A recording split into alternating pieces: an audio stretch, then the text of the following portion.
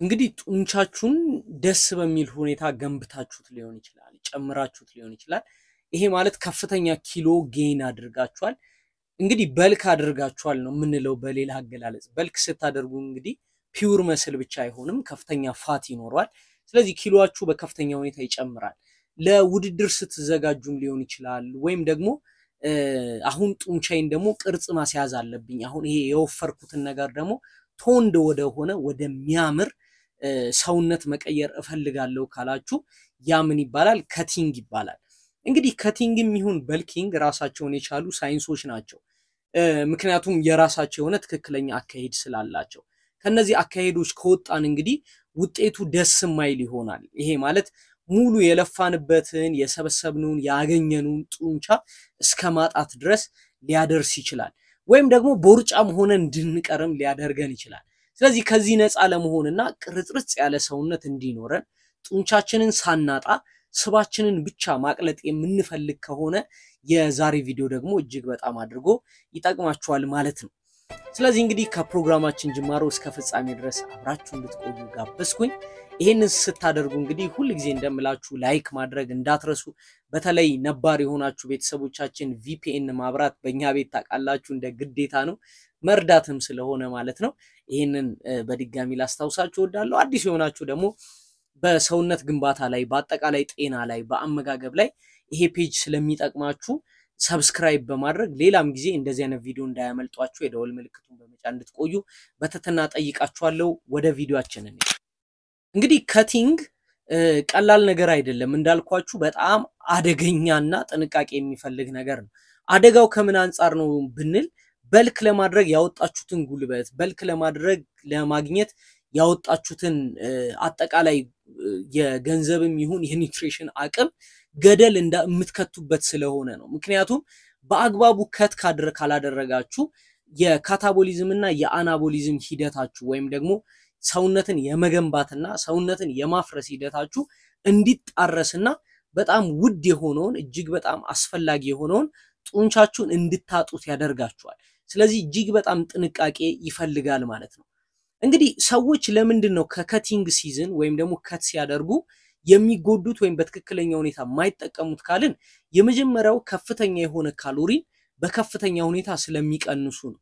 አንድ ሰው እንግዲህ ከፍተኛ የሆነ የካሎሪ ቅነሳ የሚያደርግ ከሆነ ሰውነቱን ከመጥቀም ይልቅ ይጎዳዋል።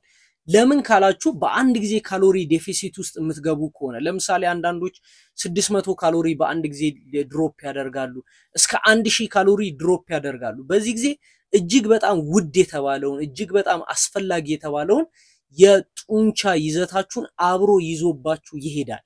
አብሮ ይዞባችሁ የሚሄድ ከሆነ እንግዲህ ተጠቃሚ ሳትሆኑ ተጎጂ ነው የምትሆኑት። ምክንያቱም ለረጅም ጊዜ ወይም ለረጅም ወራት በልክ በማድረግ የሰበሰባችሁትን ጡንቻ ሉዝ ታደርጉታላችሁ። ስለዚህ በልኪንግ አንደኛው መጥፎ ነገሩና የሚያመጣባችሁ ነገር ይሄ ነው። ታዲያ ይሄንን ለማስተካከል ምን ማድረግ አለብኝ? ኢትስ ኢዚ። የምትጠቀሙትን የካሎሪ መጠን መመጠን ያስፈልጋል። ስፔሻሊ በሳምንት ብንከፋፍለው ለምሳሌ የመጀመሪያ ሳምንት ላይ 200 እስከ 300 ካሎሪ መቀነስ፣ ከዛ ይሄን 200 ካሎሪ ከቀጠልን በኋላ ቀጣዩ ሳምንት ላይ 300 ማድረግ፣ 400 ማድረግ፣ ከዛ 500 አድርገን በሱ ሜንቴን አድርገን መቀጠል ነው። እንግዲህ ከፍተኛ የሆነ ካሎሪ ምን ቀንስ ከሆነ ጡንቻችንን ሳናጣው ምን ማድረግ እንችላለን? በአግባቡ ከት ማድረግ እንችላለን። ስለዚህ ድንገተኛ የሆነ የፈጠነ የካሎሪ ዲፊሲት ሰውነታችን ላይ ጫና እንዲመጣ በማድረግ ከስብ ይልቅ አብሮ ጡንቻችንን እንድናጣ ያደርገናል። ስለዚህ እዚህ ጋር እጅግ በጣም ጥንቃቄ ይፈልጋል ማለት። ሌላው እንግዲህ ከት ስናደርግ በጣም ቸኩለን ፋስት የሆነ ከቲንግ የምናደርግ ከሆነ ከፍተኛ ጉዳት ያመጣል። ምን አይነት ጉዳት ካላችሁ አንደኛ ጥንካሬያችንን እናጣለን፣ ፐርፎርማንሳችንን ሉዝ እናደርጋለን ከጡንቻችን ባለፈ። ምክንያቱም በአንድ ጊዜ ነው ኢነርጂ ድሮፕ ዳውን ያደረግነው። በዚህ ጊዜ የመስራት ሞራላችን በራሱ እንዲቀንስ ወይም እንዲጠፋ ያደርገዋል። ስለዚህ እዚህ ጋር ጥንቃቄ ማድረግ ያስፈልጋል። ሌላው እንግዲህ ሰዎች ከት ለማድረግ ከአመጋገብ ወይም ካሎሪ ከመቀነስ ባለፈ ከፍተኛ የሆነ ካርዲዮ ይሰራሉ። ከፍተኛ ካርዲዮ መስራት እንግዲህ በራሱ ጉዳት ያመጣባቸዋል። ምን በጣም ከፍተኛ ካርዲዮ የሚሰሩ ከሆነ ምን ያደርጋቸዋል? ልክ ቅድም በካሎሪ ዴፊሲት ምክንያት የጉልበት ወይም የኢነርጂ ማጣት እንዳመጣን ሁላ በከፍተኛ ኢነርጂ በማቃጠል ምክንያት ሰውነታችን ተገቢውን የሆነ ጉልበት ወይም ኢነርጂ እንዳይኖረው ያደርጋል። ይሄ ደግሞ ፋይናሊ ወደ ምን ይመራችኋል ማለት ነው?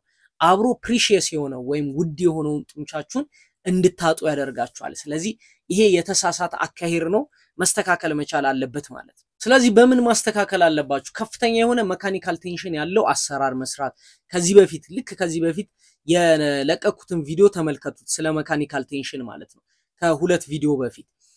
እንግዲህ መካኒካል ቴንሽንን ረጋ አድርገን ቴምፖውን ተቆጣጥረን በተለይ ኢሴንትሪክ ሙቭመንቱን ይሄ ማለት ከዚህ ይዘን ቀስ ብለን የምናወርደው ወይም ክብደቱን ወደ ቦታው ስንመልስ ያለውን አካሄድ ኢሴንትሪክ ሙቭመንቱን በእርጋታ እየሰራን ረፍታችንን ግን ማለት በዙሮች መካከል የሚኖረውን የእረፍት መጠን እየቀነስን የምንሰራ ከሆነ ጥሩ የሆነ ከቲንግ ማምጣት እንችላለን።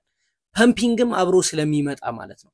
ማይንድ መስል ኮኔክሽን አብሮ ስለሚመጣ ማለት ነው። ስለዚህ የነዚህ ሁሉ ድምሮች መስሉን ሉዝ ሳናደርግ በአንጻሩ ግን ፋቱን እንድናስወግድና እንድናጣው ያደርግልናል። ስለዚህ ጥሩ የሆነ ከቲንግ እንዲኖረን ይጠቅመናል ማለት ነው። ሌላውና የመጨረሻው እንግዲህ ሰዎች ከት ሲያደርጉ ኪሎአቸው መቀነስ ላይ በጣም ኦብሰስድ ይሆናሉ። ስለዚህ በየቀኑ በየሁለት ቀኑ ኪሎአቸውን ይለካሉ። ይሄ በራሱ ስትረስ ያመጣል። ስትረስ በራሱ ደግሞ የፋት ጌንን ያመጣል፣ የመስል ሎስን ያመጣል። ስለዚህ ያን ያህል ኦብሰስድ መሆን የለባችሁ። አነሰ ከተባለ በሳምንት በዛ ከተባለ በ10 ቀን በ12 ቀን በሁለት ሳምንት እየተመዘናችሁ ነው መሄድ ያለባችሁ።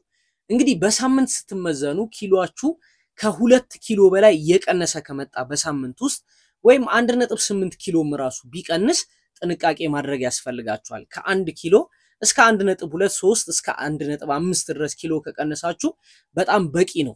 ማለትም ለከቲንግ ፕሮግሬስ ላይ ናችሁ ማለት ነው። ስለዚህ ከቲንግ በአንድ ወር ወይም በአንድ ሳምንት በሁለት ሳምንት አቺቭ ለማድረግ የምንጥረው ሳይሆን ፕሮግሬሲቭሊ ልክ ጡንቻችንን ስንገነባ በልክ ስናደርግ ፕሮግሬሲቭሊ በልክ እንዳደረግነው ወይም ክሊን በልክ እንደተጠቀምነው አሁንም ደግሞ ክሊን ከት መጠቀም አለብን። ምክንያቱም ምንድነው ሁሌ እንደምላችሁ ውድ የሆነውን ጡንቻችሁን ሉዝ ማድረግ ስለሌለባችሁ። ስለዚህ ከቲንግ ላይ በጣም መፍጠን መቻኮል ነገር አያስፈልግም።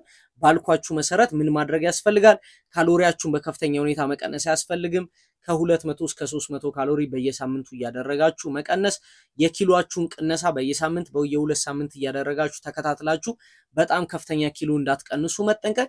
ከዚህ በተጨማሪ እንግዲህ አመጋገባችሁ ላይ ከፍተኛ ፕሮቲን፣ አነስ ያለ ካርቦሃይድሬት እና አነስ ያለ የስብ ይዘት ያላቸውን ምግቦች መመገብ እጅግ በጣም ያስፈልጋችኋል። ከምንም በላይ ወርክአውት ስትሰሩ የካርዲዮ ስራዎችን ማብዛትና የተራዘመ ካርዲዮ መስራት አያስፈልጋችሁም። በአንጻሩ መካኒካል ቴንሽኑ ምርጥ የሆነ ቴምፖ በጣም የቀነሰ የወርክአውት ወይም የክብደት ማንሳት ስራዎችን መስራት ያስፈልጋችኋል። ስለዚህ ከት ለማድረግ በአንድ ጊዜ ካሎሪ መቀነስና ሙሉ ጡንቻችሁን ማጣት የለባችሁም።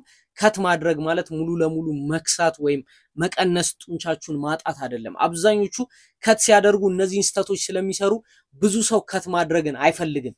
በልክ ሲባል ብቻ ጆሮ ይቆማል። ይሄንን ጥንቃቄ ማድረግ ያስፈልጋችኋል። አይ ሆፕ ይሄ ቪዲዮ ጠቅሟችኋል ብዬ አስባለሁ። ከጠቀማችሁና እዚህ ድረስ ከቆያችሁ አይቀር እንግዲህ ሰብስክራይብ ማድረግ የተመቻችሁን ሐሳባችሁን በኮሜንት ሴክሽኑ ላይ መጻፍ እንዳትረሱ። ለማንኛውም ስለተከታተላችሁኝ ስላዳመጣችሁኝ ከልብ አድርጌ አመሰግናችኋለሁ። መልካም ጊዜ ይሁንላችሁ። ባይ